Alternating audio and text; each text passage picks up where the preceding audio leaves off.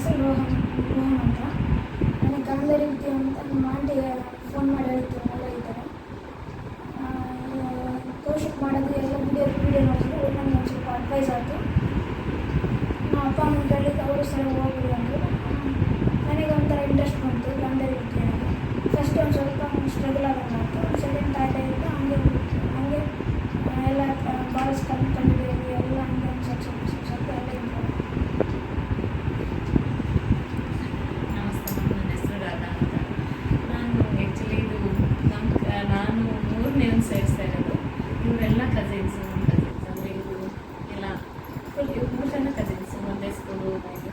ಅಂದರೆ ನಮಗೆ ಗೊತ್ತಿರೋದ್ರಿಂದ ನಮ್ಮ ಇದರಲ್ಲಿರೋ ಮಕ್ಕಳೆಲ್ಲರೂ ಕಲಿಬೇಕು ಅನ್ನೋ ಒಂದು ಇದಕ್ಕಾಗಿ ನಾವೆಲ್ಲರಿಗೂ ನಮ್ಮ ಮಕ್ಕಳು ಮಾಡಿದಂಗೆ ವಿಡಿಯೋಸ್ ಕಳಿಸಿ ಅವರಿಗೆ ಮೋಟಿವೇಶನ್ ಮಾಡಿ ಅವ್ರಿಗೆ, ಅಂದರೆ ಹಳ್ಳಿಲಿರೋದು ಇವರೆಲ್ಲರೂ ಹಳ್ಳಿಲಿರೋದ್ರಿಂದ ಇದ್ರ ಬಗ್ಗೆ ಏನು ಗೊತ್ತೇ ಇಲ್ಲ.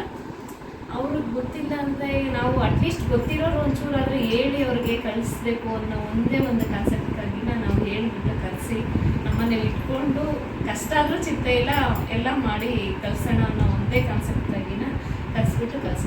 ತುಂಬ ಚೆನ್ನಾಗಿ ಕಲ್ತಿದ್ದಾರೆ. ಹೀಗೆ ಕಲ್ತ್ಕೊಳ್ತಾ ಇರಲಿ ಅಂತ ಅವ್ರಿಗೆ